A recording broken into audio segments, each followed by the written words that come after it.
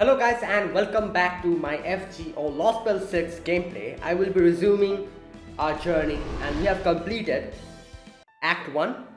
Oberon has finally arrived and yeah, we have actually gotten to see the map of Britain. So let's go then. Let's see what happens. This is called Fragment 1. I don't know what fragment this is, but let's see.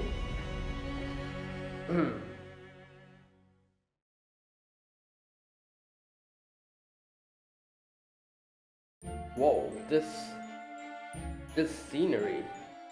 Okay. Meanwhile, several days after she got separated from Fujimaru, the girl managed to make it out of the Nameless Woods on her own, ahead of the others. Okay, is this Marsh or is this Da Vinci? What is the difference in her innate servant abilities? Simply a stroke of good luck? Neither. In fact, she was simply swept along by a Morse current and unceremoniously spat out elsewhere. Whoa. Okay, so she got swept up in the waves. There she is. I'm guessing she doesn't remember her name as well, Marsh. Her Ortinex is also gone. What the hell? Ah. Damn. The outcome speaks for itself.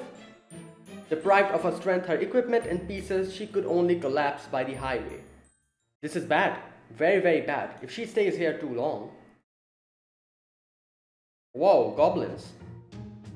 Or fairy peddler. I guess everyone's a fairy here. You know, like goblins, elves, dwarves, all are like categories of fairies. Fairy peddler. See, what did I tell you? I knew there'd be one or two around this time of the year. Check it out, a premium wind fairy. This will keep us fed the whole winter. What? She'll be easy pickings for the slave hunters who prey on fairies who wander out on the woods. Oh. Oi, get a collar on her before she wakes up. I don't know who she is, but it won't matter once we sell her. We'll make a bundle and she'll get a nice warm bed and someone to keep her company. Now that's what I call a a wolf. There's a wolf here. Whoa, who the hell? That's a very beautiful wolf. Like completely white. But fortunately, fate had other plans for her. No wonder she's my favorite. Is this Oberon narrating this? Or is it Merlin? That fluffy guy next to her is Sage Grim, the White Fang. Those thugs won't get near her, not with him around. Sage Grim. Oh crap, she's awake and she looks really strong too. We're dead! Who are you? No wait, why was it collapsed in the ground? Oh, she doesn't remember anything. Hey there, young lady. We're just, you know. Oh, a group of kindly caretakers. It's our job to help any fairies who collapse on the side of the road. Yeah? Yeah, that's it. We're here to help you. Now, go on, get in our cart. It's the latest model from Norwich and it's way better than walking. Oh my god. One of us pulls while the other two smile. That way two can relax and one has to work. But hey, don't worry, you're a valued guest. We'd never make you pull the cart. Now, what are we going to call you? Say, what do you think of Anise Brothers? Doesn't that seem like a great name for her? Anise. You mean we know going with Urchin like usual? Well, I guess a little change of pace wouldn't hurt. Sound good to you, Anise? Now go on, try to stand up. Here, hold on to me for you if you need. Besides, you don't want to be laying on the ground too long. But the giant odd gooey caterpillars will eat you right up. Oh, okay. Thank you. Whoa, what's with all that metal? She's got an iron shield, iron armor. And what's this? A canister? Oh, it's a black barrel. Damn, you think she's one of those Queen's Knights, seeing how she's got all these weapons? You guys, sure this is a good idea? What if the Queen kills us? Ha, you're a big scaredy cat, aren't you? Wag. Wag, that's his name. Don't worry about it. Even if she is one of the Queen's Knights, who cares? Doesn't matter if she can't remember anything. Wow, what flawless logic. Yeah. Yeah, what's gonna happen when she doesn't even know her own name? And if she doesn't have a place to call home, what's wrong with taking her to a new one? As a merchandise, of course. Where's the wolf?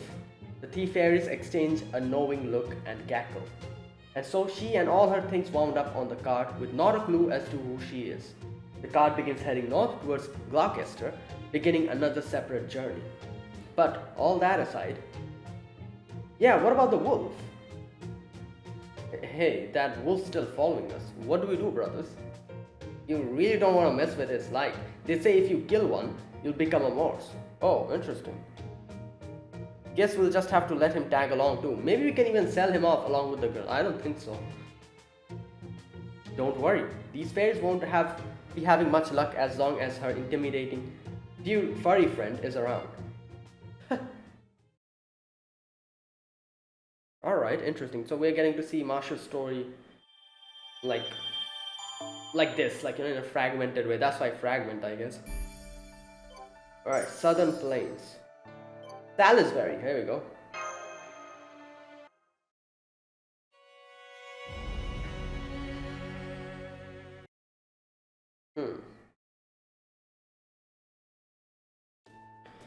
Beautiful, isn't it? This is the center of the British Lostbelt.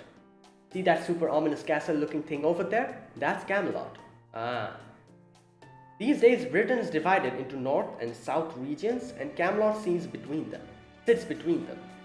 North and south and between, okay.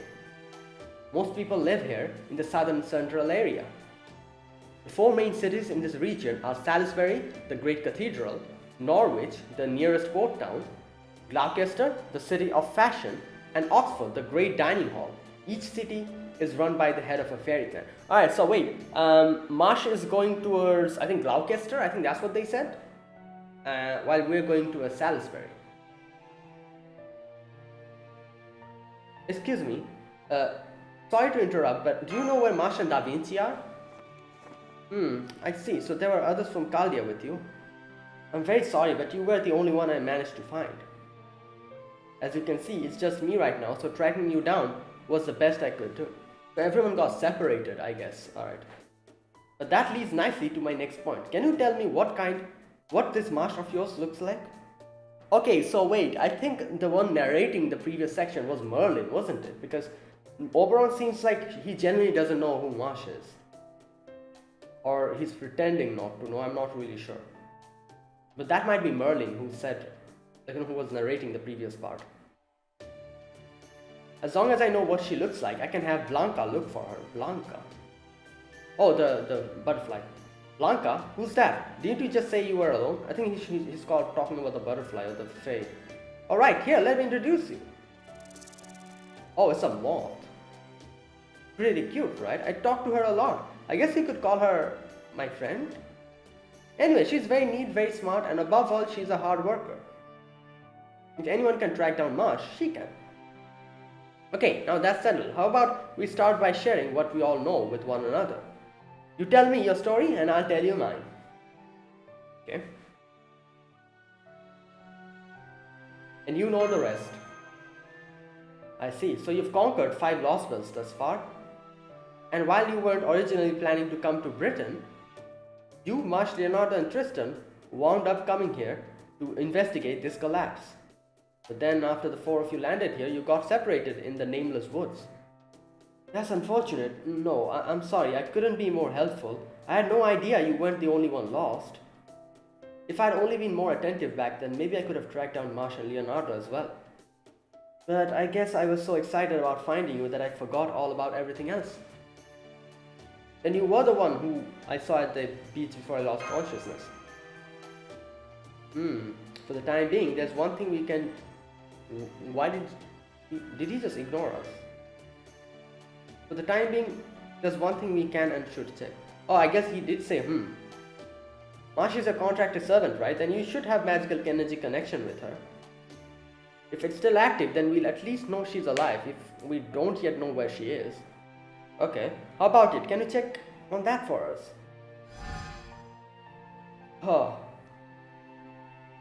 She's alive. What a relief. Great, then all we have to do now is find her. And Leonardo's a servant too, right? That I'm sure she's alive and kicking too.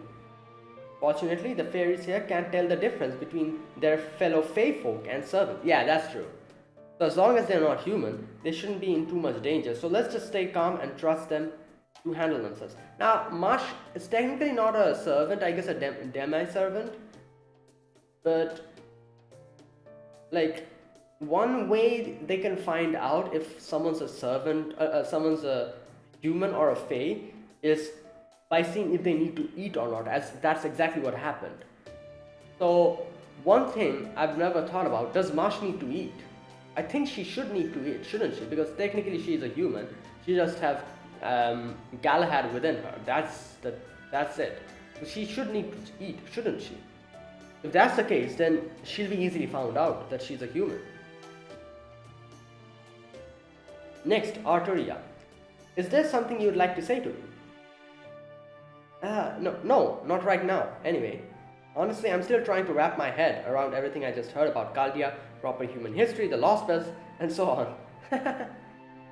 Although, getting back to the servants, heroic spirits, is that like a human turning into a fairy after they die? You know what? I guess, kind of. And you said both you and Tristan are servants yourselves? That's right, if you want to know more about heroic spirits and servants, I'm sure Fujimaru there will be happy to fill you in on the way. Between a resident of this Lostbelt like you and a master from proper human history who's a guest in this world, you two should be able to catch each other up on almost everything. Yeah. On the way, you said. Does that mean you have a destination in mind, Oberon? I do indeed. When you're trying to track someone down, a big city is your best bet.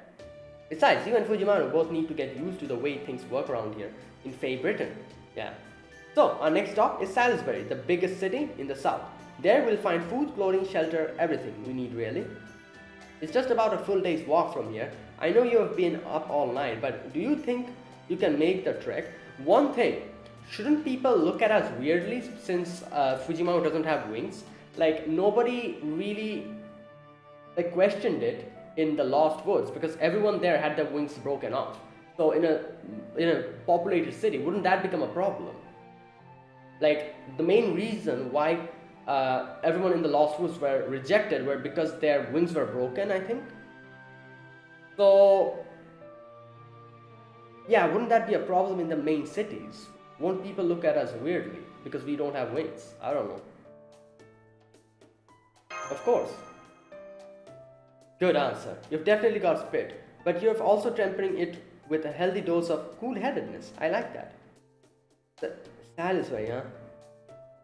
What should I do? It might be kind of dangerous to go back now, so she has some history over there. But I also can't leave Fujimaru to fend for himself. Plus, I don't care what Oberon guy says, he really seems a lot like Merlin. Would it be okay if I came along too, Fujimaru? I know I mistakenly went by Marsha's name for a while there. But I want to know more about you and about, oh, right, proper human history.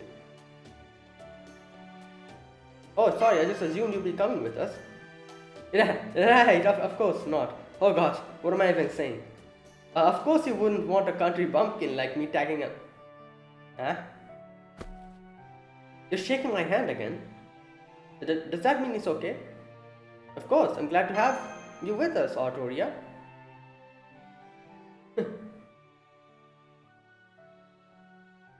Ah yes, now that's a lovely friendship.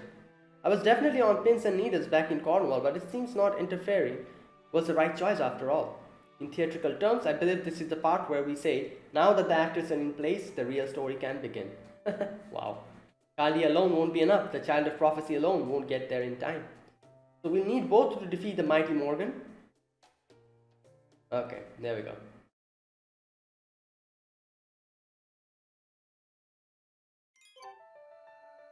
Alright, so we'll be fighting a berserker next. Okay, who should we take with us?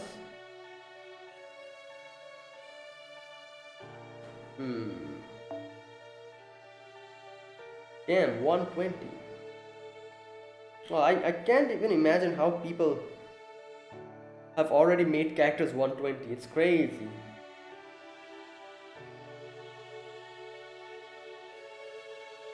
Who should I take? Okay, you know what? Let me go. Let me see if there's a foreigner here or something. Foreigner.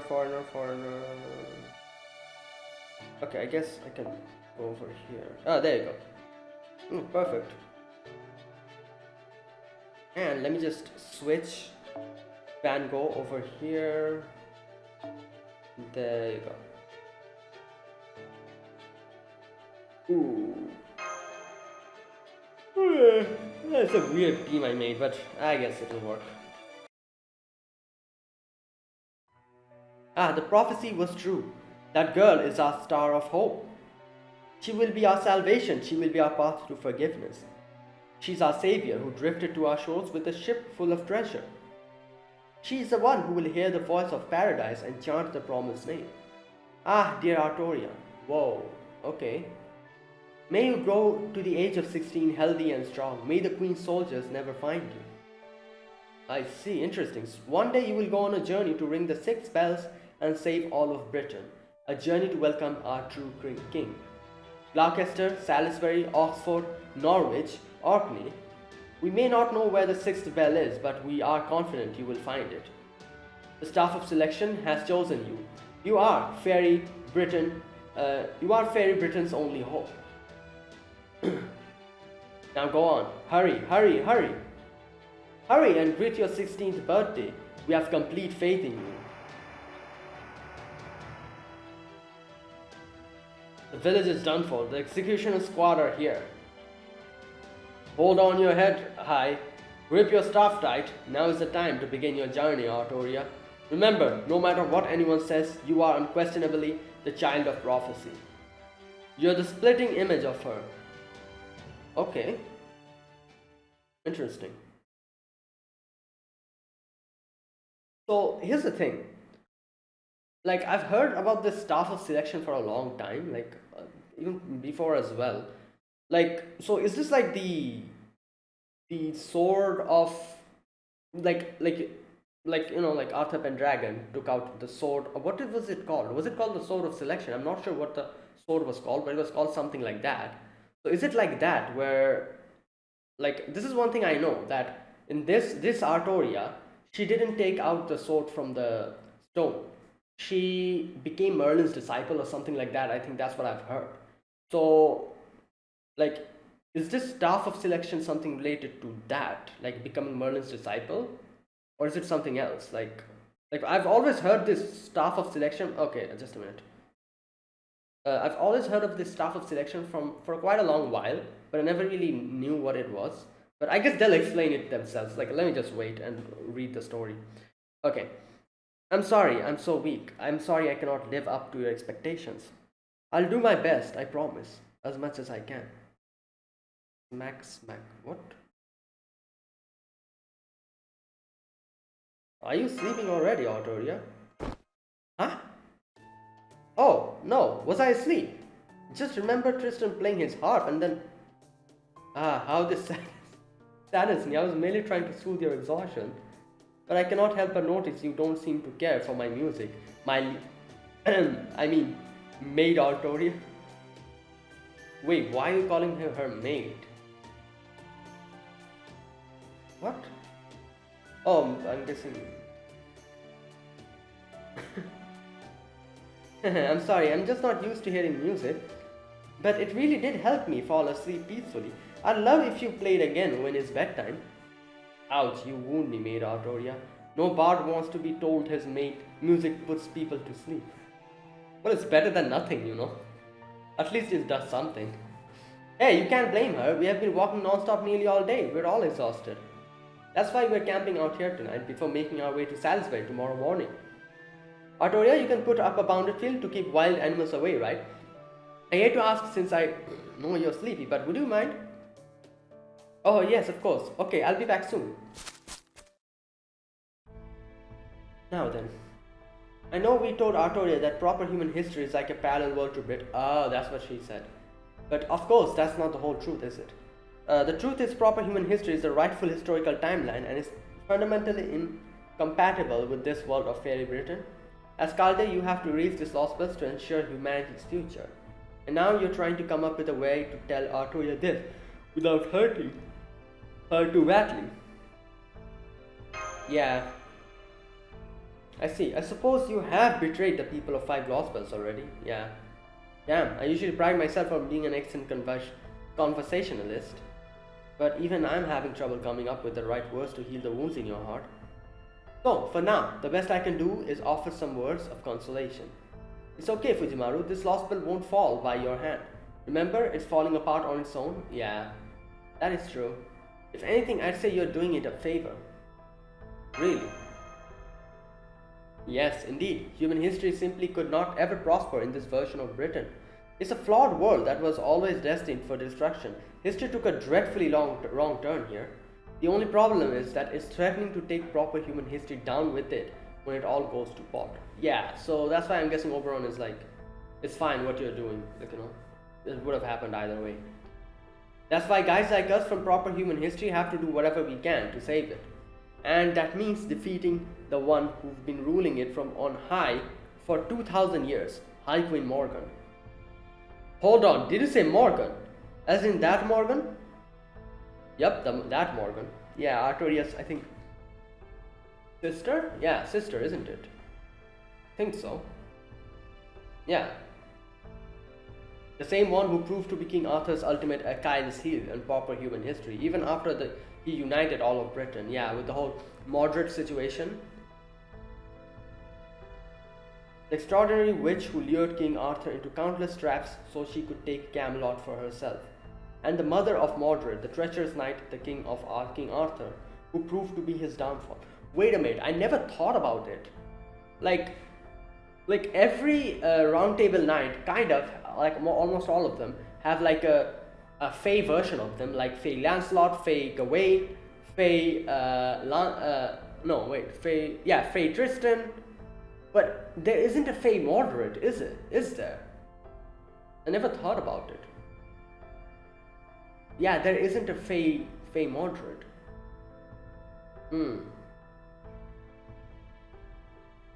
She's the only one who ultimately destroyed Britain, and here she's Fae Britain's ruler, and she will bring it all to ruin.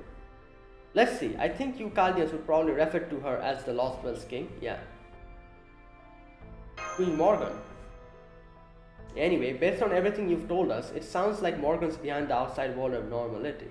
Oh. So as long as you can defeat her, that should end the threat to proper human history. After that, you can just leave this place to its fate. Whether it falls apart or pulls itself back together, you won't need to feel bad about it. Look, over there. What was it a Lostbelt needs to survive again? A tree of emptiness? Yeah. Well, I'm guessing that world tree, the giant ash over there, beyond the sea, is it? And as you can see, it's been dead for a long time, so this Lostbelt definitely hasn't got long left. So it's been dead for a long time.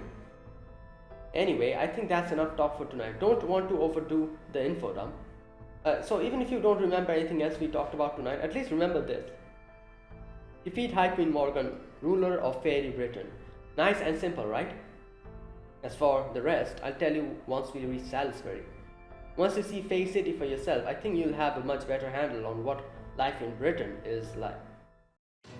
Oops, sorry to interrupt, but we've got monsters. Get ready to fight, Fujimaru. Wait, didn't Castoria put a barrier?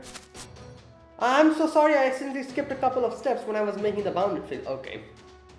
And I ended up summoning a pack of wild birds by mistake. Could you help me out, please? She's the one who summoned it. I never thought the day would come when my liege would beg for me to. I'm sorry, I keep forgetting she's not the King Arthur I knew. Oh, this is so embarrassing. Even if she's not, I'm glad to have her around. Me too. It's such an honor that it actually makes me feel sorry for the other knights of the round table. Here they come. Be careful, Fujimaru. Britain's beasts are not to be trifled with.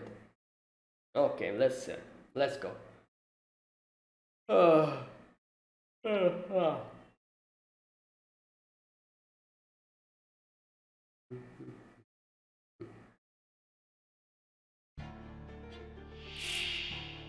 Oh, these are easy.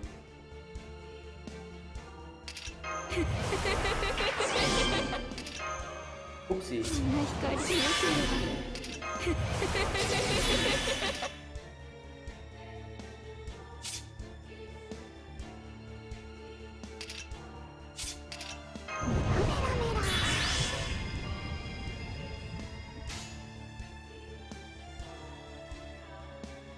を背けないで。うねり。モルゴー。うねり。あぐ。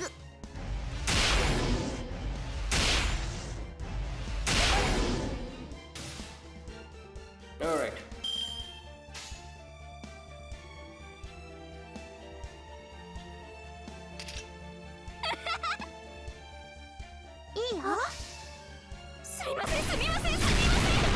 Whoa, the crit didn't hit. What the hell? Why?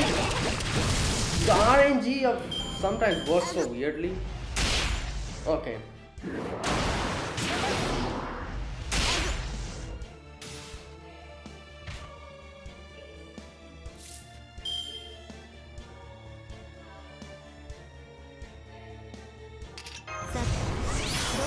Maybe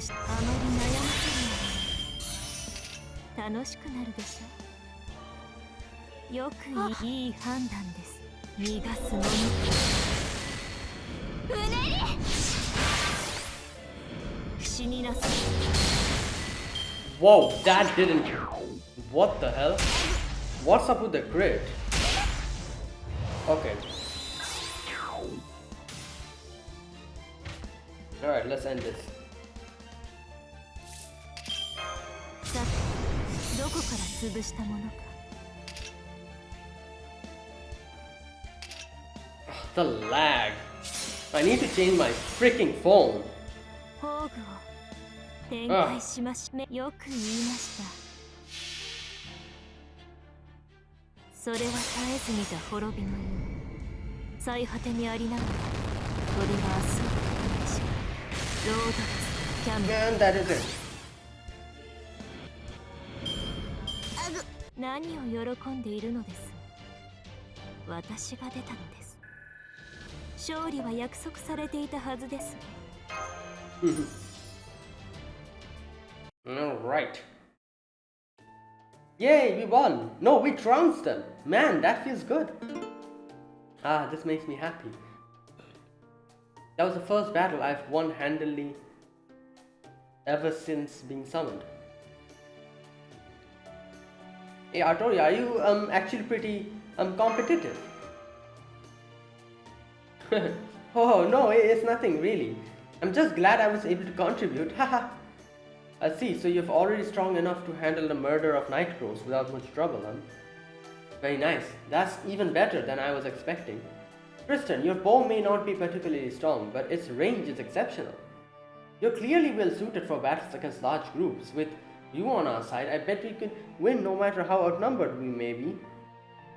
And as for you, Artoria, you're much more of a wild card than you look. Is that strange tool of yours handmade? A rare weapon like that will be very effective against an opponent who's never seen it before, especially as a distraction. What? And above all, your summons were fascinating, Fujimaru. Temporarily summoning heroic spirits to aid in battle? Huh, I had no idea it was such a flexible and powerful way to fight.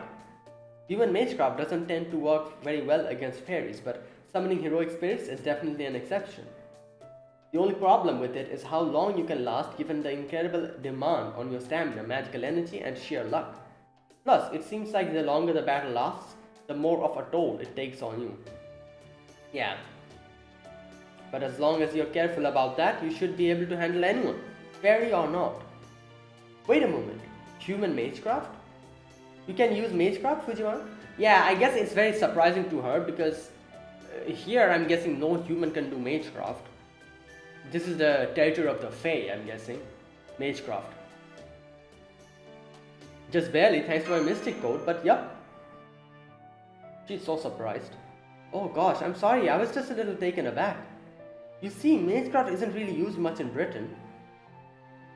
Basically, fairies perform all sacraments without any help from basic magecraft spells or mystic. Oh wait, so magecraft itself doesn't exist here. It's not that it's the territory of the Fae. Like, fairies perform sacraments without help from basic magecraft. I see, so this is a something completely different that the Faes use. So magecraft is considered unnecessary at best and only practiced by weirdos at most. I'm guessing Artoria or Castoria is probably one who is practicing magecraft against Merlin, as we know, and that is why she was kind of, I guess you could say, hesitant in giving out her identity or kind of telling what she is and what she does, because as she says here that people call those people who practice magecraft, they call them weirdos. And now she's surprised because, in fact, to be totally blunt, if you tell people you use magecraft here, they tend to look at you all funny and ask you why you do go to all that trouble. I see, you do have a point. Fairies simply have no need for magecraft. And since this Britain is a land dominated by fairies, that would mean magecraft is effectively worthless here. So why do you use it? There you go, Artoria. Oh man, after everything I just said, you really went there, Fujimaru. Now, it was an honest question, Artoria. You know he didn't mean anything by it, right? Anyway, you don't have to answer if you'd rather not. As for you, Fujimaru, I'd suggest you wait for a better time before bringing this up again. Anyway, I think we might have gotten distracted from our main purpose. Now that we have gotten the nice camp set up, we should use this to get a good night's sleep. I'm sure there's more you would like to know about Fujimaru, Artoria, but why don't we save that for tomorrow? Fortunately, there are none of the Queen's soldiers, no Moors, and no rebel army around here. And once we'll wake in the morning, it's only another hour's walk to Salisbury, where we will be able to have a much more in-depth conversation. After all, if you're going to have a fun discussion, you should save it for a nice and relaxing place, right? Okay.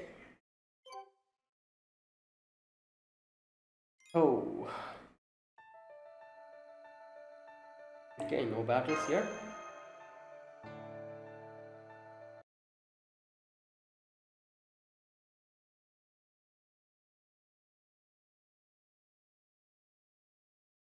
Alright, next day. And that's the gist of the world's history up until 2017. Wow, so other worlds really do exist. England, Scotland, Ireland. And you said there are other countries beyond the Isle too, like France and Italy? I can't even imagine so many different countries and cultures and people. It sounds like you came from a really wonderful world. Britain without the fairies, huh? That sounds like a nice change of pace. Well, from where Fujimaru is sitting, I'd imagine he finds this Britain full of fairies to be quite a change of pace. Yes, definitely. I do have to correct you on one thing though. It's not that there aren't any other fairies in all proper human history where Fujimaru is from. While mystics have definitely faded since AD era began, fairies are still around. Okay. Though of course there are far fewer of them and they don't reveal themselves to humans much. Heck, I'm a fairy heroic spirit myself. Oh, okay. Come to think of it, Oberon, aren't you from Shakespeare? Yep.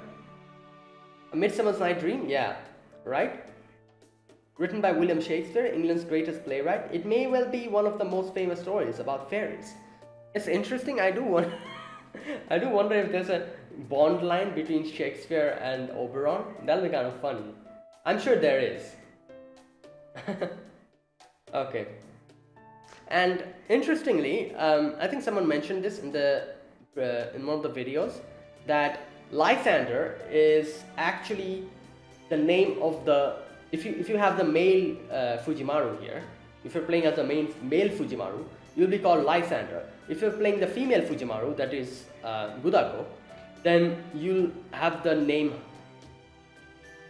Hermia, I think, something like that. And I just checked it out. Hermia and Lysander, they are actually names of characters from A Midsummer Night's Dream, written by Shakespeare. This is interesting, you know, it's kind of like an interesting reference, I guess. It's basically about a love square between humans. But two of the most important characters are Oberon, the king of fairies, and his queen Titania. Yep. Now, I've read a lot of Shakespeare and like stories. Most of them abridged versions. But I don't think I've ever read A Midsummer Night's Dream. Probably one of the only ones I've not read. I remember we used to have Shakespeare in school as a school subject, you know, like in English literature. And they used to give us like abridged versions of Shakespeare's stories. I used to love reading them. I really loved the stories of Shakespeare. I remember the first the first story that I read about from Shakespeare is, like I said, a bridge version, not the original ones. The original ones are very difficult to read. It kind of takes a lot of time. So the first one that I read was A Merchant from Venice, I think that was the name. And few of my favorites are King Lear. I loved King Lear very much. And I think there was another one that I really liked. Which one was it? I'm forgetting the name. I cannot remember. But there are a few ones that I really liked. And King Lear was one of them. I really loved King Lear. And and then later on, as we grew up and as I went to higher studies, they actually started introducing the original Shakespearean works, like the original one, not the abridged version. And I remember in 1 year we had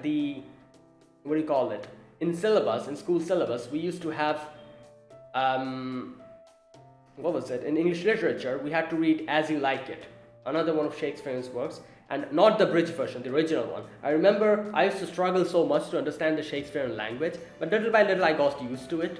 And the thing is, even when we have to write the question and answer, we have to write it in that Shakespearean way of writing. That was crazy, you have to read it like that, you have to write it like that as well. We had to do it. And I remember we had to actually read the whole freaking book in 1 year. And every semester, they used to ask us questions, give us question and answers in our tests. And by the end of the year, I had actually read the whole As You Like It. I don't remember any of the story now, but I do remember reading it. And it was a very fun experience, I have to say. I really loved Shakespeare's way of storytelling. It always fascinated me. There were twists and turns which kind of really made me the stories. And I was a big fan of the storytelling of Shakespeare. Unlike a lot of other students in my class who hated Shakespeare because it was so difficult. But I enjoyed reading I've always enjoyed reading interesting stories, and that's why I'm here watching anime, because the stories in anime and Japanese media are just so good. Anyways, in the story, Oberon wants Titania to give him one of her pages. So he hatches a plan involving a potion that will cause the drinker to fall in love with the first living thing they see upon awakening. But two humans end up taking it by mistake, causing them to forget about the person they love, mistakenly believe they're fated to be with someone else. I see. Well, without going into too much detail, it all wraps up nicely in the end. It's the sort of comedy of errors focused on love and miscommunication you see everywhere. You know what? Let me just check A Midsummer Night's Dream.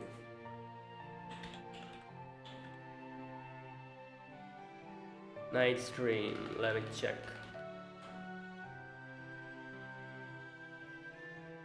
Yeah, this is a comedy, so it's not a tragedy. Play set in Athens and consists of several subplots that revolve around the marriage of Theseus and Hippolyta. One subplot involves a conflict among 4 Athenian lovers. Another follows a group of 6 amateur actors rehearsing the play which they perform for the wedding. Both the groups find themselves in a forest inhabited by fairies who manipulate the humans and are engaged in their own domestic intrigue. The play is one of Shakespeare's most popular and widely performed. Okay, yeah, this Act 1, Scene 1, Act 1, Scene 2, Act 2, Scene 1, Act 2, Scene 2, Act 3, Scene 1, Act 3, Scene 2, Act 4, Scene 1, Scene 2, and Act 5. Puck is also a character here. Interesting. Okay, there you go. But unfortunately for me, it became so popular that it kept being retold for generations, and that's why he became a heroic spirit, I'm guessing. Thanks to that, the word fairy is now synonymous with mischievous Puck, there you go, a narrow-minded King Oberon. So, at least in one sense, I might be the most famous fairy in the world. What about Titania? Shouldn't she also be famous? Shouldn't she also be a servant? If you have never read it before, you should give it a shot once you get back to Chaldea. It doesn't paint the most flattering picture of me, unfortunately, but never mind that. And just to be clear, I swear I wasn't trying to make trouble, okay? I'm just a plot device, really. Only there to get the romantic hijinks rolling. So then does that mean you're a fictional character, Oberon? I guess, kind of. Is it even possible for someone as vaguely defined as that to become a servant? Yeah, it's possible for a lot of things to become a servant, so why not Oberon? Like nursery rhyme is a, servant. No, it isn't. While Shakespeare's Midsummer Night's Dream is indeed how he is best known. Oh, legends of Oberon the Fairy King have existed in Europe since ancient times. Oh, interesting. Okay. Alright. Perhaps most notably, there's a poem about him from the 15th century, well before Shakespeare's time, where he is described as a king of fairies who can use magic to make any wish come true. Kind of like the Holy Grail. Really, I didn't know about that one. The point is, the character was inspired by an existing model, and that model must have become the base for my servant from. Okay, there you go. So this is William Shakespeare's Oberon. Otherwise, he would have known, like this part, where he says that really I don't know about that one. Like, so this is actually Oberon from William Shakespeare's writings, not the other Oberon that people used to talk about, I'm guessing. Otherwise, he should know about that. And that's why he's like, the character was inspired by an existing model, and that model must have become the base for my servant form. So he is based on another model, but this is him. This is not that. This is Shakespeare's Oberon, I'm guessing. Which came first? Who knows? Just another version of the chicken and an egg problem? What about Titania then? Yeah. Oh, she's all Shakespeare. There are no legends in fairy history of anyone by that name. I see, interesting. The name Titania probably came from the Titans of Greek mythology. Yeah. The Oberon in A Midsummer Night's Dream is pretty self-centered after all. You could never find a lady who would tolerate him, so Shakespeare had to make one up. But I digress. Sorry for wasting our time.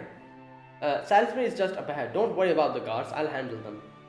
All you three have to do is stay quiet and it's okay. My face is basically a free pass into the city.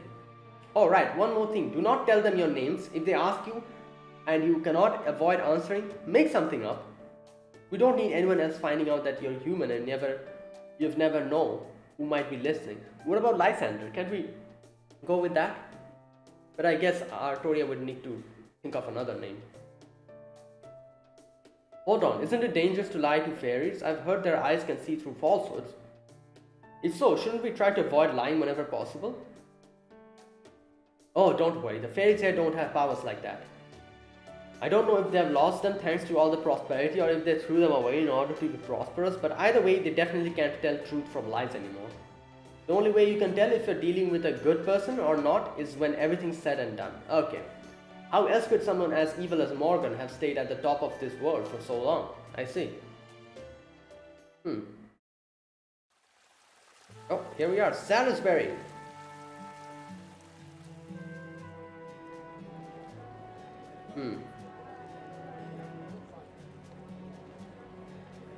Oh. Dwarven Fairy, Elven Fairy. Whoa, that is a really huge cathedral. Ah, how this gladdens me. The air is very different from Cornwall. There may be fairies everywhere we turn here too, but I don't sense anything dangerous about them. They all seem very happy and full of good cheer. Is there some sort of festival taking place today or something? No, this is just life in Salisbury. It's the only free city in all of Britain. Free city. Interesting. There are about 200,000 people living in Salisbury. Some are wind, earth and fan fairies. Oh, so everyone lives together. That's why it's free, I guess. Some are fairies who emerge spontaneously from nature, and some are even independent humans. Oh, even humans are here. Oh, is that why, like... Oh, I was thinking, like, shouldn't it be a problem if we come here as humans? But I guess it isn't, like, humans also live here. Independent humans? Yeah, who are not bound to any fairy, I'm guessing. Humans who have won their freedom and now belong to no one but Britain itself. There you go. I was hoping to tell you about that aspect of life here once things are settled down, but I guess it was bound to come up sooner or later.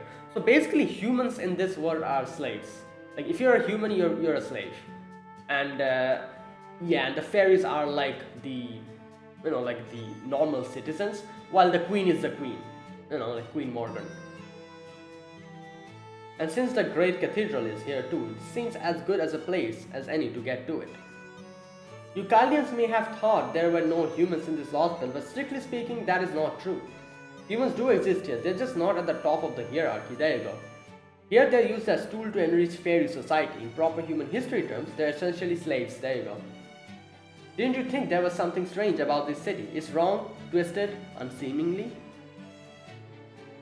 You're right, it's more like the human city than a fairy one. Exactly, fairies are supposed to live in harmony with nature. Even when they form communities, it's supposed always forest children and stone children gathering under the same great mother. They were always just the divided spirits of the planet who never possessed a culture of their own. But as you can see, Fairy Britain has become a place where fairies imitate human society, which is ironic because humans are at the lowest hierarchy, even though the fairies are literally imitating human beings. For about 14,000 years, fairies here have raised humans like cattle, my god. In that time, they used humans' innate creativity as entertainment, which in turn allowed them to flourish. Fairies live long lives and they require no sustenance whatsoever. Since there's nothing they can't do, they never change and they never try anything new. In contrast, humans have countless weaknesses. They live short lives, their injuries don't heal, they need food to survive, and they can easily be killed by wild beasts. This reminds me of Olympus, doesn't it? Atlantis. You know, that whole thing about how people really never changed there because they didn't really need anything. They're forever living, they don't get any disease, none of that. That's why they don't try to change. They have remained in their primitive ways forever because they don't need to change. There's no need for progressment because they have ample amount of time, that type of thing. So naturally, humans came up with all sorts of things that would allow them to survive and flourish in spite of those weaknesses. And here in this situation, in Atlantis, those were only nobody got any disease, none of that happened. So everyone was stagnant. Then they didn't need to change. All of them were didn't need any creativity. That is why the civilization was left in the older ages.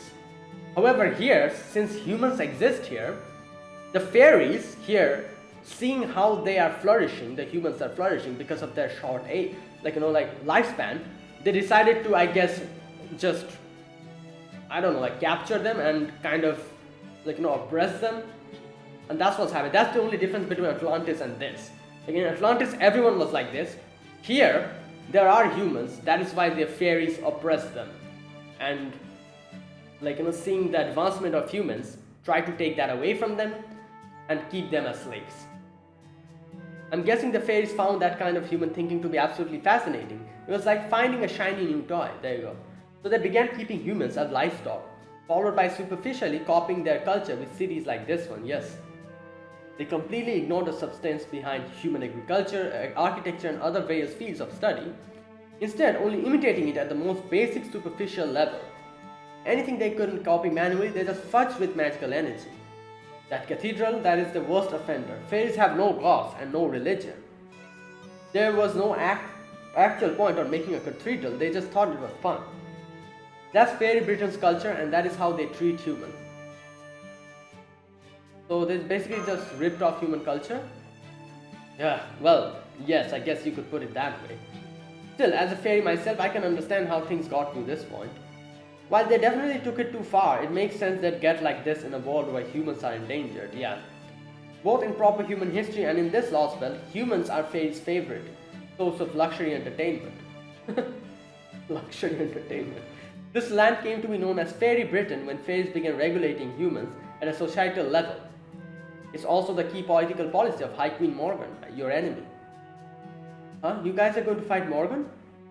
Yup, or at least that's the current plan. Isn't that right, Fujimaru? Yeah, I guess we never really told her because, we had to keep that a secret. Yeah, I still don't have a good handle on the situation, but I do know we need to meet her. But first we need to find my other two companions. Alright, we do, don't we? First things first and all that. Why don't we start with the pub? There are always people coming and going in pubs and some of them may know something useful. Artoria? Fujimaru, you've helped me a lot, and I do appreciate it, but what should I do? If he's going to fight High Queen Morgan, it will only complicate things if I stuck around. Okay. I wanted to stay with him until he found Marsh, but maybe it would be better to go our separate ways here. Is it because he, like, you know, she, like, obviously she knows, like, she's Morgan's sister, isn't she? So, like, she thinks that, oh, since she's involved with Morgan, then it'll be a problem for us to stick around her. But she doesn't know the fact that we know that she's related to Morgan because we know the story behind Artoria Pendragon, and that Morgan was her or his sister and all that in proper human history, and what happened with the whole Mordred situation and Morgan playing, you know, like doing all those things. We know of all of that. However, Artoria doesn't know that we know about these things. So that's how it is. And by the way, Artoria, do you know what they do to humans in this city they catch without their owners? Oh god. They're captured as ranch escapees and sent up to New Darlington. Great. New Darlington, as in Darlington the National Slaughterhouse Theatre? Slaughterhouse Theatre? Slaughterhouse? That's horrible, but wait, isn't Salisbury supposed to be a free city? The head of the Wind Clan runs this place, right? Surely they wouldn't do anything so horrid. Not necessarily, not even the head of the Wind Clan can defy the High Queen. So it would definitely be at our advantage to have as many trusted collaborators as we can. Fujimaru still doesn't know right from left here, and on top of that he's human. Without an owner to watch over him, it'll be just the nameless woods all over again. I do it myself, but since I'm obviously noble, yeah, even royal, and people know him, it would strain credulity if I tried to claim a human of unknown origins as my attendant. Oh, okay. But you, on the other hand, would be a perfect fit for Fujimaru. And don't worry, I'm not asking you to stay with him forever, just while we're in Salisbury. You'd prefer that over being alone too, right, Fujimaru? I guess you're right. Being alone in Britain these days would make you more likely to attract suspicion from the authorities. But what about Tristan? Couldn't he pretend to be Fujimaru's own? I don't think he's going to. He'd be like, no, I cannot do that. That's blasphemy. He probably could, but Tristan knows just a little bit about, I guess, and that as well. Fae Britain as Fujimaru. It wouldn't take much questioning from one of the clan guards to expose the facade. I wouldn't go that route unless we had no other choice. But if I have a human attendant, that would mean I'd have to be an upper-class fairy. Yo, look at her face. Which would also make me Fujimaru's owner, and it would just be pretend. Or were you actually hoping to make him your pet? No, I couldn't. Pretend is fine. I'm still much too young for that. Great, then it's settled. Fujimaru, Arthur is going to be your owner for a while. It'll be the safest way to travel here. Think you can play along? Don't worry, I actually have some acting experience. Okay, if you surely want me for this, then I'll do it. Besides, we've come this far together, so I certainly don't mind traveling together a little bit more. In fact, looking on the bright side, this is actually making me one of my childhood dreams come true. Oh, what dream would that be? The same dream every fairy who grows up in the country has, joining the ranks of upper-class city folk. Okay. Oh, we're in the pub. Hey there, my good Salisburyans. How are you all this fine day? That's right, it is I, Oberon, the fairy king of the autumn woods, the missionary of peace, flowers, and fairy tales, here to grace you with my boisterous presence. Hey Oberon, glad you're doing well. Nice to have you back in Salisbury again. Just make sure you don't put anything on your tab today, you hear?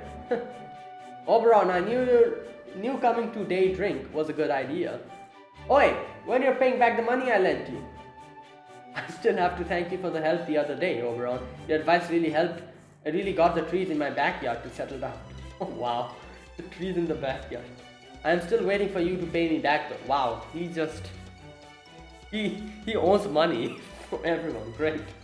Lovely Oberon, you have some time to spare, right? You simply must attend our tea party today. I'm still waiting for you to pay me back though.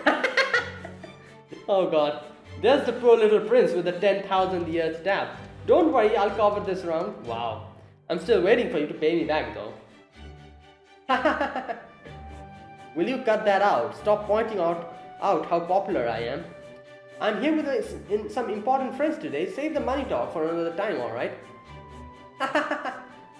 We know, don't worry, we're just joking. You enriched our lives way more than the Queen's banknotes ever could. We're happy to treat you. Wow. You're in debt, Oberon? So you're poor, even though you call yourself a king? Well, yes, my financials are a little lean now. Bluntly, I'm flat broke. Yeah, if you have a 10,000-year-old debt, then you are broke, definitely. Like, imagine how much that would amount to. What do you expect? When I was summoned to Fairy Britain, all I had on me was this cloak. I woke up in a forest piled high with dead leaves with literally nothing to my name. Usually in a situation like that, I'd be too bummed to do anything but wait for help from proper human history. But since I arrived first, I knew there were things I need to take care of. Fairies thrive on what they find interesting, so I went around putting on shows in various cities here. I sang songs, riled up crowds, told fairy tales, entertained housewives, and livened up the nights. Wow. Over time, the people of Britain came to know me as the regal fairy king of a fief nobody's heard of. Well, at least in the major cities anyway. Oh, so I didn't know you because I'm from the countryside. Sorry about that, I'll try to branch out more from now on. Still, this was a hard-fought battle in its own right. Can you imagine what it was like for me to have to act like nobility without any actual capital? I can recall a few dozens of times I lied about my station so I could sing love songs to a beautiful woman I met at a tavern. Oh, I remember his lore. I forgot about that. There was like a lore I remember where there was like something about him and like a tavern girl or something. I don't remember much though. And indeed, there is nothing quite so tense as that. As a fellow poet, Oberon, I have the greatest respect for what you've accomplished here. I don't suppose you'd be willing to give me a few in-depth lessons on how to roll fairy style, would you? You're not a fairy, it wouldn't help you. If you'd really like to learn from me, I'd be glad to teach you what I know. Besides, with your music backing me up, I bet I'd be able to expand my clientele even more. Now I see, you're both scoundrels who can be trusted around women. And that's why she was like, oh, I get the vibe of, I get the feeling of Merlin from him. Anyway, where should we sit, Oberon? My favorite table is the round one in the back on the raised floor. It's harder for customers to see you there, and it gives you full view of the whole pub. Now, how about we start with a toast of fruit water? Excuse me, cutie. You the new server?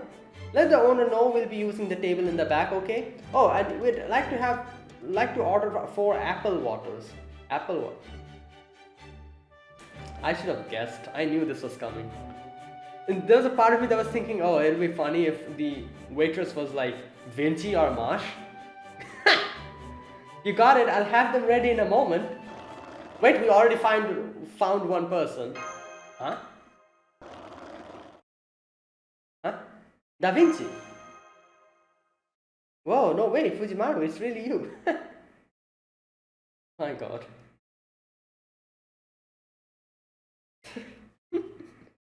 Oh. Alright, I'm gonna do this one. This will be the end for this video.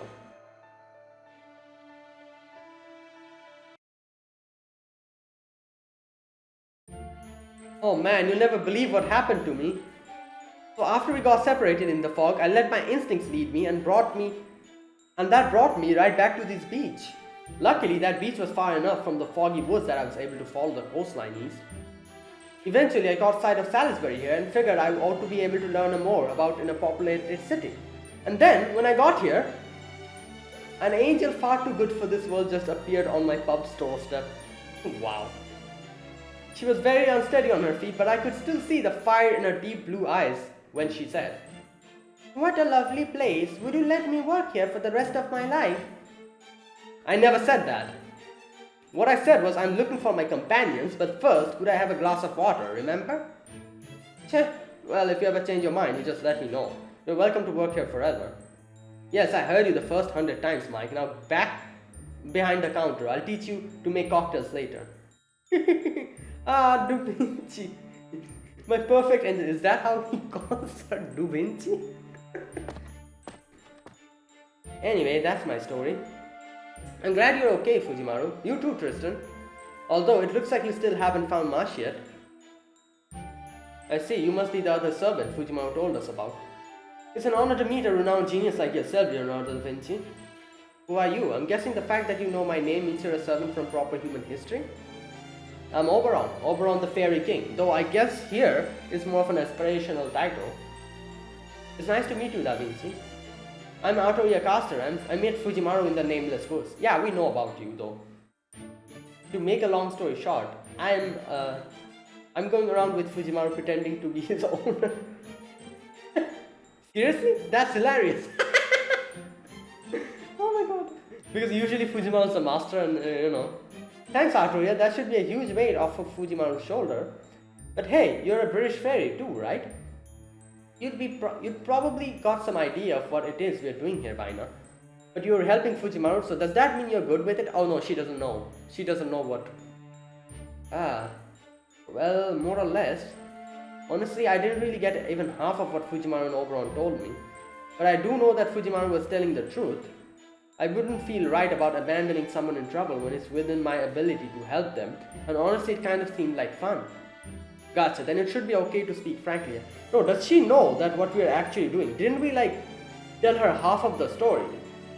Like we told that it's like a parallel world or whatever? If Da Vinci starts speaking here, that would be disastrous. So how did you end up here, Fujimaru?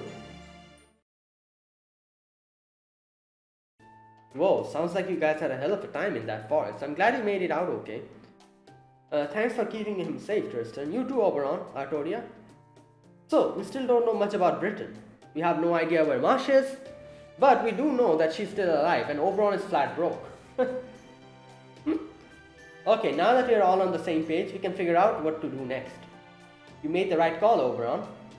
We shouldn't be wandering aimlessly around Britain right now. What we need to do is set up a base of operations here in Salisbury where we can gather information and tackle our problems one at a time. Our top priority now is finding Marsh, so we'll need to look for info on a girl wearing iron armor. While we do that, we should also learn more about Britain and the lives of the fairies who live in it. Wait, so you want to set up a base? Do you have a house here or something? I sure do. This pub doubles as an inn. Oh wow. Well, technically, they just copied a man-made inn without knowing what it is for. So I taught Mike about inns and how to put all the extra rooms they've got here to good use. Like, as Oberon said, the fairies just copied humans without even knowing what they're doing. And that's it. They just copied them and that's it. They don't even know how to use them. And they just thought it's like a shiny new toy, as Oberon said. And as a little reward for my services, I got to take 3 of the second room floors for myself. I knew we'd eventually find each other and that we need a Chaldean frontline base, where we did, so that's why I went ahead and made one. Wow, I'm impressed, Da Vinci, and I know Lancelot would be especially blown away by what you've done here. Is this Lancelot person also a young girl? I know, it's a little bit different than the Lancelot you know. This is great, I can already tell this Da Vinci friend of yours will be of a huge help. Alright, since it seems like you guys have things well in hand now, I think I'll take my leave. I've actually got a lot of other things I still have to do. So he's not going to go along with us? You're going off on your own, Oberon? Yep, I'm going to see what I can find out about this I guess, we do need that help. Not to mention, we also need information about Britain as a whole. Now that you Chaldeans have come here, things are definitely going to change. And since we still don't have many allies on our side, yet I want to make sure we know where things stand in every region. But we'll see you again soon, right? Of course, especially now that I know where I can find you all. Don't worry, the next time you see me, I'll have good news. In the meantime, I suggest you all get acclimated to Britain sooner than later. Alright. Well damn, she sure didn't waste any time.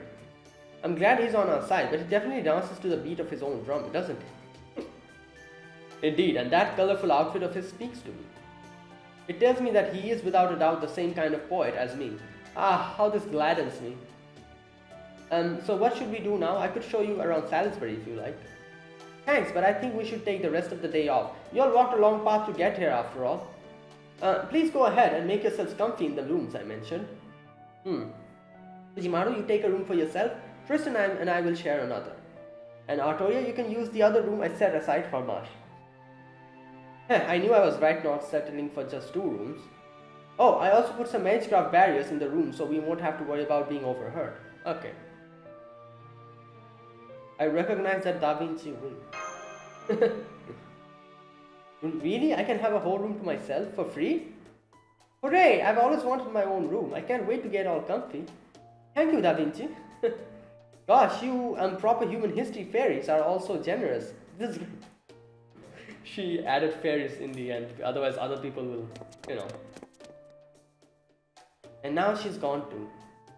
I know I didn't touch on this before, but she's pretty different from the Artoria we know, isn't she? Yup. Yeah, she is. From what I've seen so far, we should consider her an entirely separate person from King Arthur, Artoria Pendragon, the King of Britain in proper human history. Yeah, because this is like a version before that, because Artoria Pendragon, according to Lancelot, as we know, was a very different person. She didn't show any emotions. She, as you know, like as we saw in Fate Zero, it was established that she was someone who just walked the path of a saint without understanding what his subjects wanted, and she never reprimanded anyone.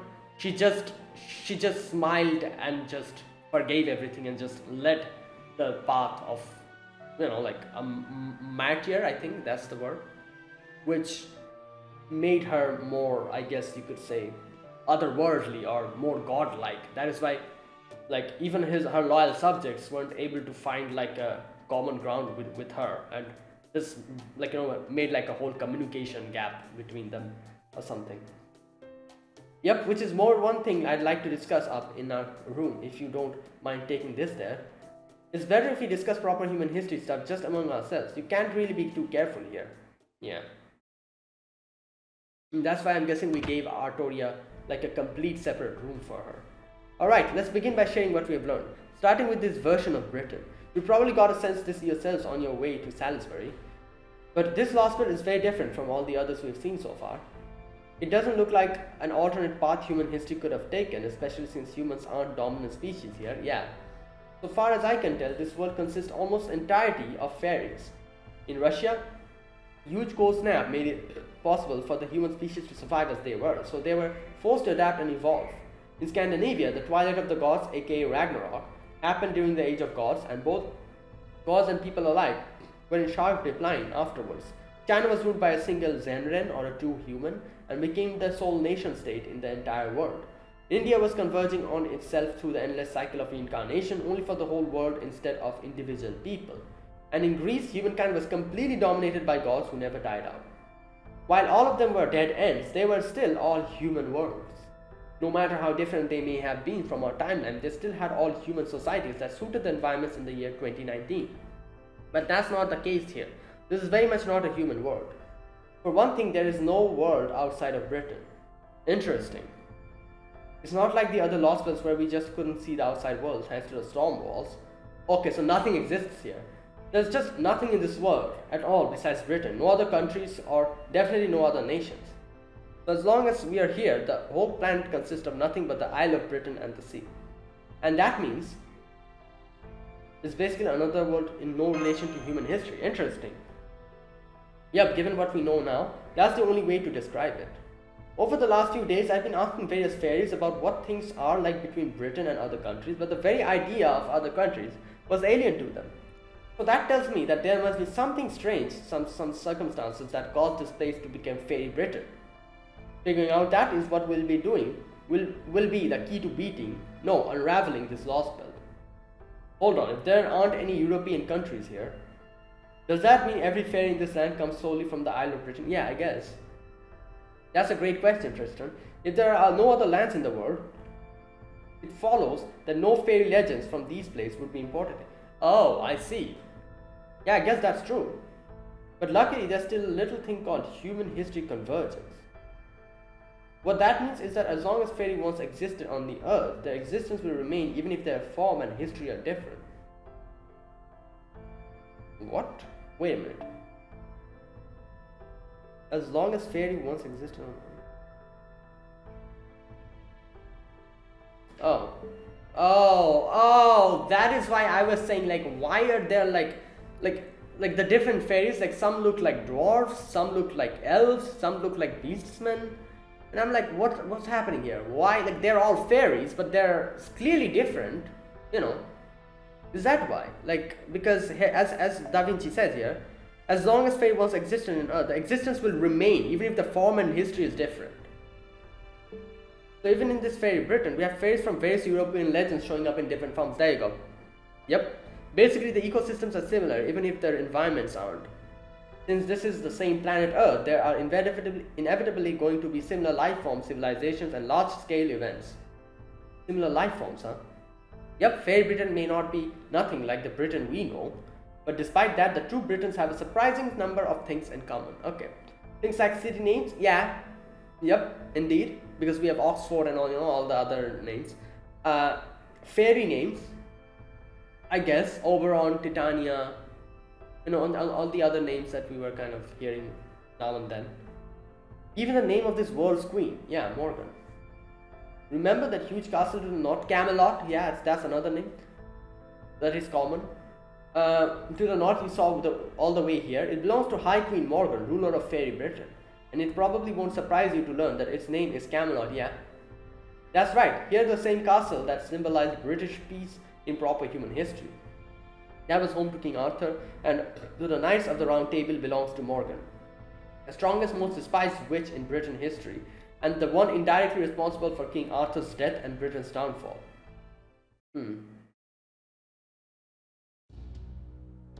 I did hear her name a few times on the way here, but man. Yep, as far as I've been able to find out, Morgans ruled Fairy Britain for 2000 years. Wow. There are 6 different fairy clans here: Wind, Earth, Fang, Mirror, Wing, and one other. They waged wars with each other constantly for 1000 years. Like, they don't really mention this other name. Like, they don't, this one other, this thing. They weren't able to mention that even previously, so interesting. They waged war with others constantly for thousands of years, until Morgan used evil magecraft to defeat them, subjugated half of the clans through force, and united all of Britain. Afterwards, she gave the humans of this world a limited degree of freedom, made them build a foundation of civilization, and developed this imitation society over the course of the last 2000 years. Morgan, so even if this Lostbelt, she's still trying to... But no, I suppose I shouldn't say that. I'm sure this Morgan is a different person from the one we know. So what exactly is her reign like? Since she calls her Castle Camelot, does that mean it's fair and just in a way King Arthur would be proud of? I don't know. No, it's pretty horrible. She has strict limits on the number of humans that can be born each year. Wow! And she rules the fairies with an iron fist. Every fairy that lives in an urban area is inscribed with Morgan's curse, command spells as part of their civic duty. Oh, that is why. Oh, that's why they were like, oh, you have 3 of them. That's unfortunate. Okay, that's why the more you have them, the more problem you will have. Another thing. Wait a minute. That is also why here, after coming in Salisbury, everyone was like, oh, like, you know, thank God you're here, Oberon. You're so much better than that evil Queen Morgan. Like, the fairies are not also happy with Morgan. You know, they much prefer Oberon, who is like a more chiller version. And every year, fairies inscribed with these command spells are forced to donate some of their vitality, magical energy essentially. They call it the existence tax. I see. That is the existence tax that we heard in the previous video. And any fairies who can't pay it, essentially, who can't provide enough magical energy to satisfy Morgan, are killed right there and there. Apparently, when she first took the throne, Morgan told the fairies, I offer neither absolution nor salvation. I demand only that you obey without question or hesitation. Show me your fealty in word and action, and I shall keep Britain safe. Any fairies who can't handle this state of affairs and become unable to work are either taken into Camelot and dealt with there, or they escape the cities and run to lands no one else knows about. The Forgotten Woods. What was it called? The Nameless Woods. Yeah. So that's why those fairies were there. Yeah.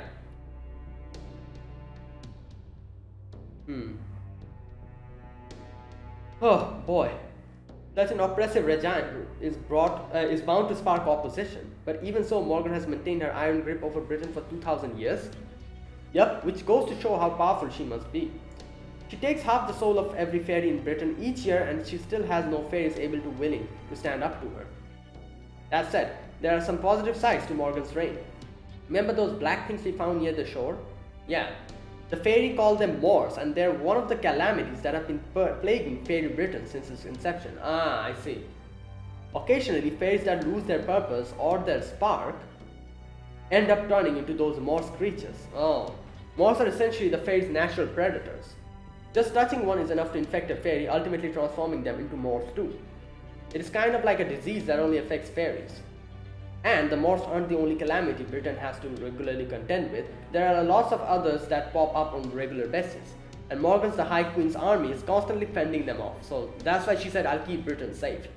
Morgan may be a cold-hearted, ruthless ruler, but she's also the sword that keeps Britain safe. The fairies may fear and hate her, but they also depend on her. And that's the current state of fairy Britain. Sounds like Morgan's definitely this Lostbelt's king then, yeah. Yup, that seems like a very safe assumption, which means she'd also have to be the one who used Rongomaniac. That spell was so powerful that reached Olympus from here. No one else could have cast it. Though of course, unfortunately also means Beryl Gut is involved with Morgan somehow, yeah. So I'd say that makes our chances of peaceful negotiation with her basically nil. I see, then we have our own reasons for defeating her. Yup, though we might have a hard time getting into Camelot since apparently no one can enter it without her permission. That said, even Morgan's reign isn't perfect. In fact, there's new hope going around Britain right now. As luck would have it, we showed up here at the exact same time, just as things were about to change. So what's this new hope? The Child of Prophecy? I'm guessing Artoria Pendragon? The Child of Prophecy, there you go. Specifically, a child whose existence was prophesied by the head of the new extinct Mirror clan right before they disappeared. From what I've heard, it went something like this. 16 years from now, a savior shall appear, guided by the staff of selection, the true king will take the throne. When the 6 bells ring out, the false queen will fall. Alongside Fae and humans, the savior will bring an end to the false history. So what do you think? Sounds vaguely familiar, right? Yep. It's got credibility out the wazoo too, since the Mirror clan's prophecies had never been wrong. The High Queen's been trying to prevent the inevitable by rounding up every fairy who turns 16 this year. Wow! But the fact that the Child of Prophecy hunt is still going on proves that she still hasn't caught them. Suffice to say, between the Morse and the Child of Prophecy alone, the cracks are showing in the High Queen's reign. So if we play our cards right, we might be able to negotiate with Morgan after all. That said, finding Marsh definitely comes first. For the time being, you should rest up and recover your strength. Then tomorrow we can start gathering information, quietly and casually of course, so not to arouse suspicion. Okay. Oh man, it feels like forever since I lay down on a soft bed. The British Lostbelt, High Queen Morgan.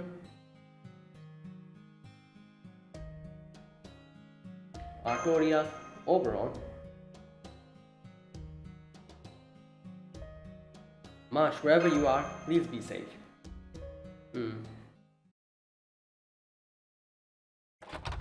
Oh, who's there? Oh, Da Vinci. Okay, I think we could use some rest too. Service might not need to sleep, but it's still tiring to be constantly watching out for threats, right? I mean, you never took your fingers off of the bowstrings, even once the entire time. Guess that's why you were a knight of the round table, huh? Just you noticing that suggests I must need rest as well. But not just yet. But please, don't refrain from resting on my account, Da Vinci.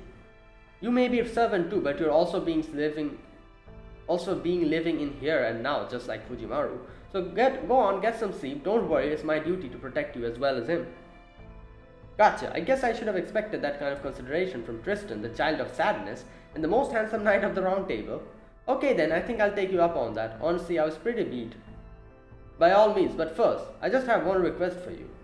I don't want to take too much of your time, but before you fall asleep, I was hoping you could tell me about the sixth singularity. Okay. Specifically, I would like to hear about the version of me who was summoned there. I guess... okay. And what I was doing in the holy city of Camelot. I guess this Da Vinci does have the other Da Vinci's memories, so she should know about whatever happened to Camelot. In Camelot. Okay, I'm gonna end it here. Oh, the next one is a big chunk of... Alright. I'm going to be ending it here. So we got a lot of answers to a lot of questions we had. The whole background of what's going on in Fae Britain, and yeah, like where Marsh is, we also kind of have an idea. There's a wolf following her, who we don't know who that wolf is, and it seems like Merlin is keeping an eye on her, or is it Oberon? I'm not really sure who it was. Also, we found Da Vinci. Artoria got to know who we are, even though we're not really telling her the full information. We kind of told her that, oh, this is like a parallel world or something like that. And yeah, we get to know what High Queen Morgan is doing, what's the situation, the fact that she's ruling for 2000 years, and also the fact that there's like Morse who she is fighting against. All these things we got to know here. And yeah, we also got a little bit to know about Oberon, where he's from. He's from the Shakespearean work A Midsummer Night's Dream, and stuff like that.